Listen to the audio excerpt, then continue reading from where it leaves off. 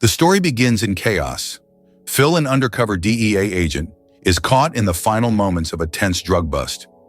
Posing as a member of a violent biker gang, Broker has spent years building trust to take them down from the inside.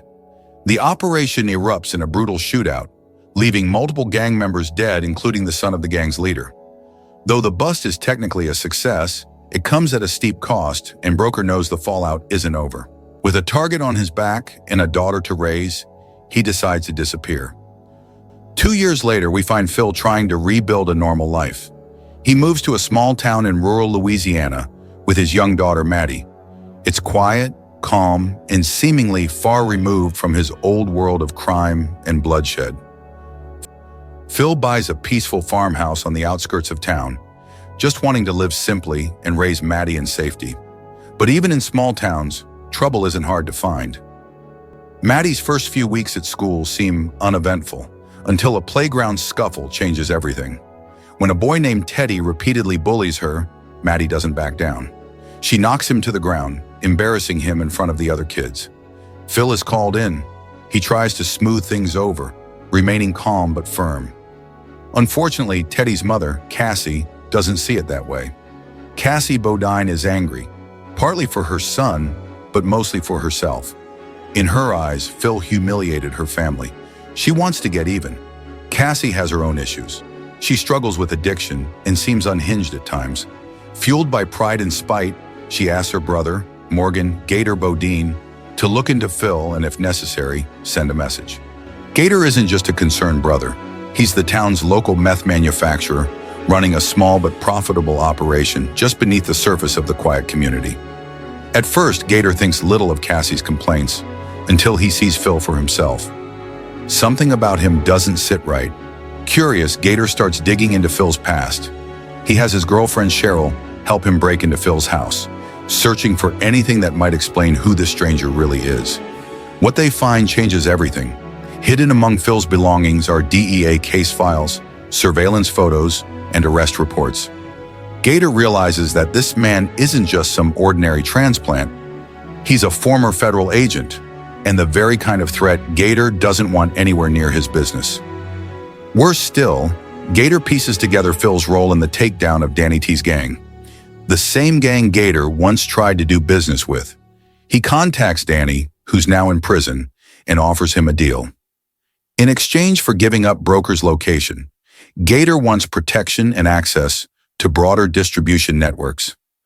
Danny agrees. He's still grieving the death of his son and wants revenge more than anything else. Back in town, the tension starts to simmer. Phil, unaware that his past is catching up to him, tries to stay on the straight and narrow. He bonds with Maddie, teaches her to stand up for herself, and even tries to make peace with the townspeople. He invites Teddy to Maddie's birthday party and makes an effort to be civil with Cassie.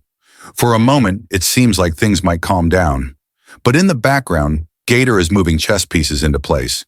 Phil starts to notice strange things. A car parked outside for too long, his house feeling slightly off when he returns home. His instincts kick in. The old habits he tried to bury begin to resurface. He starts preparing again, watching the town more closely, reading people's movements, and keeping Maddie closer than usual. One night, he decides to strike preemptively. He infiltrates Gator's meth lab deep in the bayou, planting evidence and trying to disrupt the operation. But he's caught in the act. Gator's men ambush him, and a vicious fight ensues. Phil manages to escape, bruised but alive. Now the line has been crossed. Both men know this isn't going to end quietly. Not long after, things escalate again. Gator's men attempt a home invasion, but Phil is ready. He's booby-trapped the property and takes them down with brutal efficiency. Yet while Phil fights off the attackers, something far worse happens. Maddie is kidnapped by Cheryl. It's Gator's most desperate move yet. He thinks holding Maddie will force Phil into submission, or at least break him. Phil snaps into action. He tracks them to one of Gator's hideouts, fighting his way through more of Gator's thugs. As this unfolds, Cassie begins to realize that things have gone too far. Whatever grudge she had, it was never worth a child's life. She attempts to intervene, sneaking into Gator's compound to rescue Maddie herself. But chaos erupts during the confrontation. Cassie is accidentally shot in the crossfire. Whether she meant well or not, Her actions only add to the spiraling violence. The final showdown plays out on a foggy bridge at night. Gator tries to flee with Maddie as Phil gives chase. Police cars block off the road as tension rises. Phil crashes into Gator's vehicle, bringing everything to a standstill. The two men confront each other face to face, years of criminality and vengeance boiling to the surface. In the end, Phil overpowers Gator but makes a choice. He doesn't kill him. He lets the law take care of it. Maddie watches, terrified but proud, as her father walks her back to safety. Gator is arrested, Cheryl too. The meth lab is exposed, and Phil's role in dismantling yet another criminal network is complete. In the days that follow, Phil visits Danny T in prison. The meeting is brief, tense, but final. They both understand the war between them is over. There's nothing left to fight for.